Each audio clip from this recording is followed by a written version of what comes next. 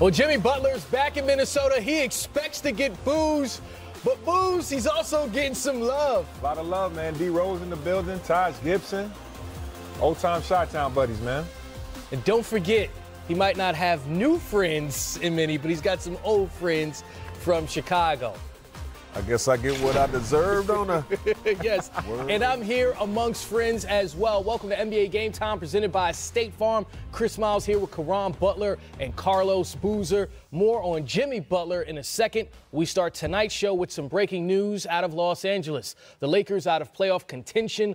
LeBron James will sit out the last 6 games of the regular season. LeBron sets a new career low in games played at 55 and minutes per game in 35. He missed 18 games after Christmas with a groin injury, and that seems to be the catalyst for him shutting it down for the rest of this year.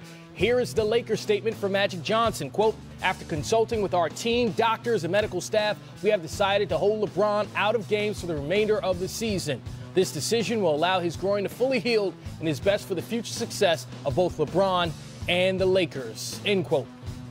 Caron, LeBron looks good. Triple-double just last Sunday, also 27 points the last time he played on Friday night. Does it surprise you that they're sitting him out the rest of the season? It doesn't surprise me, but at the same time, just as a basketball guy, you know, you don't want to be cheated out of the LeBron James experience. When you're going to a Lakers game, you want to see him on the basketball court. But look, rest is needed. I look at the games that he's played and the minutes, 1,937 minutes this season, and that's like scaling back, obviously. And then you look at the total post game and everything, 56,286 minutes.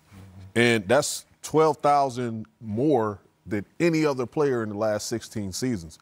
So it's warranted. He needs that rest, and most importantly, he needs to be that carrot to recruit guys in the free agency period. Booz, when you look back at LeBron's career, he's been on an all-NBA team since his second year in the league. His rookie season is the only year he was not all-NBA, but this season, lowest points he's ever scored in a season. Is he in jeopardy of breaking that streak and not making an all-NBA team this year?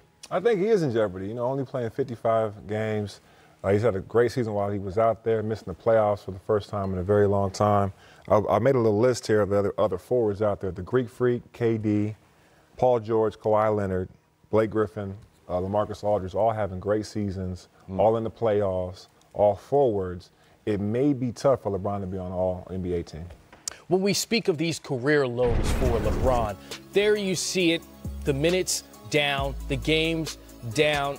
Could this be good for him next year? You see the term at the top of that, load management. Is that the silver lining for the Lakers? You know what it is?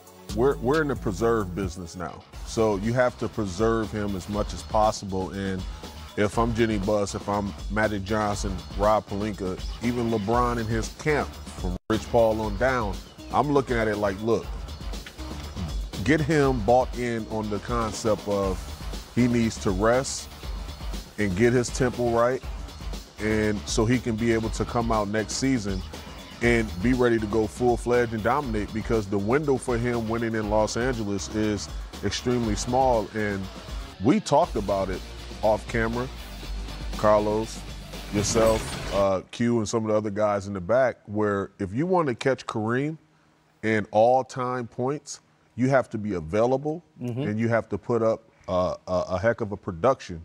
So he needs to be out there to be available. The best ability is availability, right? So LeBron James' 2019 season coming to an end, and it's been an eventful year for one Jimmy Butler. During the beginning of training camp on September 20th, Butler requested a trade from the Timberwolves. We remember that. Then on October 11th, he called out his teammates and management during a heated practice. And a month later, on November 12th, Butler was traded to the Sixers for Dario Saric and Robert Covington. On January 15th, Butler scored 19 points against his former team in the Sixers' 42-point win. And tonight, he's back in Minnesota. Brett Brown says Butler likes to feed off of that negativity. I mean, he thrives under sort of blankets of controversy and on the road games and heat of battle type moments. I greatly respect it. And I think that when you look at sort of the high-level competitors it's part of their DNA, and it certainly is part of his DNA. And, you know, those who have sort of really paid attention to how we're using him, I'm using him, as we go through the flow of a game, and I certainly call his number, but I especially call his number with about 6 minutes left in tight games. Well, it should also be noted, no Joel Embiid. He's out the next 3 games. More on that later in the show. But what that could mean is more of a show from Jimmy Butler. Karan, you spoke to him early tonight. Yeah, and before I even get back to, you know, what we're going to say with Jimmy Butler and, you know, his soundbite of what he said, you know, to me, you know, via text, you look at possibly who the guy who he was traded for, or for him to have more room for growth in Andrew Wiggins. His production hasn't really changed. You know, prior to Jimmy Butler being traded, he was averaging 17.9. You know what I mean? So he's still in the 17s. His efficiency has actually dropped a little bit. So getting back to Jimmy, I think this is going to be a game that he tried to go out there and dominate on both ends of the floor, and particularly when that matchup with him and Wiggins, he's going to try to put on a demonstration. Well, Booz, let's get into the nuts and bolts of this, all right? Because we mentioned the stuff before the season. I mean, Butler called out Karl-Anthony Towns, and they had an exchange and said, no, I'm coming for you. This happened. So to see these guys both on the court tonight, are you expecting fireworks, considering Towns himself has been playing exceptionally well? Yeah, you got to remember Jimmy's makeup. You know, drafted by us in Chicago. He was my rookie with the Bulls. Had to work his way up. You know, he wasn't given a starting spot right away. He was playing behind D. Rose, Lou Deng, 2 all-star players. Obviously, D. Rose was an MVP player.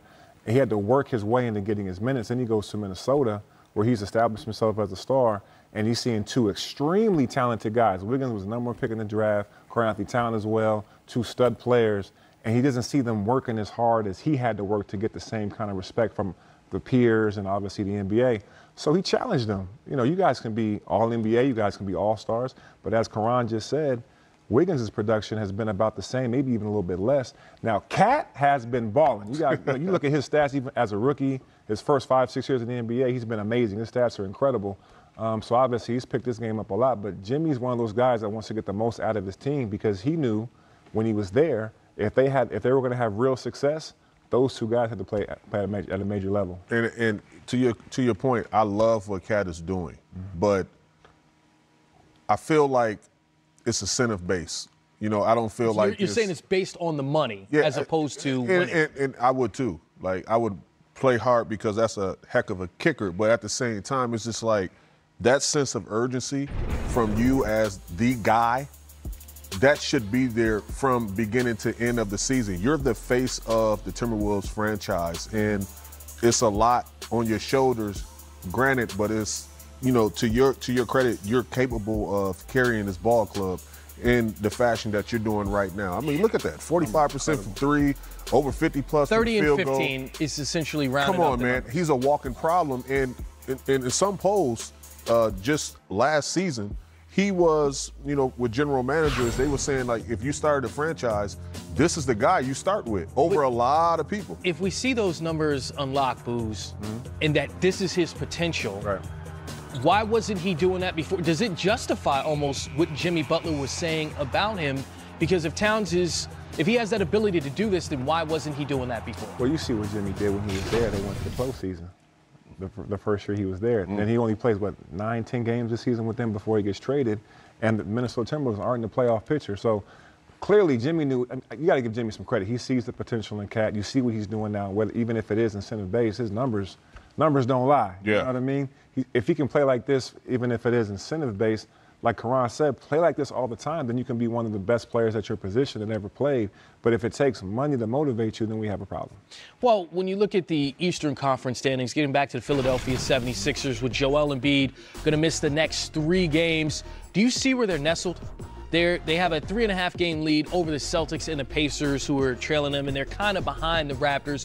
So for Embiid to get that load management rest, do you like that approach by the 76ers to sit him out of this one and sit him out through Thursday at least? Yeah, I do. I mean, for him, he's a guy that's had some injury seasons, plague seasons in the past.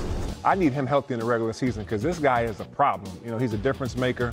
With Embiid healthy, with the rest of those guys, especially Ben Simmons, obviously Jimmy, and Tobias Harris coming over, and the rest of J.J. Redick, Dookie!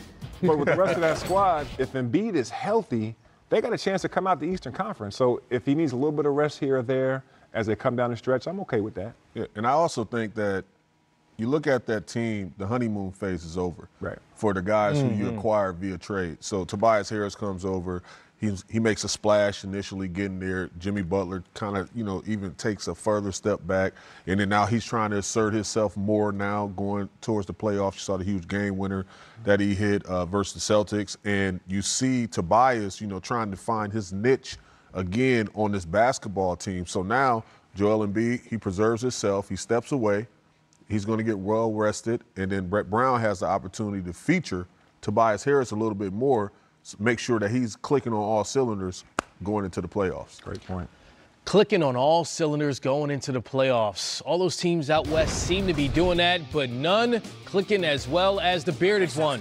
31 in the first half for James Harden, looking like another one of those games. Rockets ahead by 3 over the Kings at the break. Then Montrezl Harrell leading the way for the Clippers against the Cavs.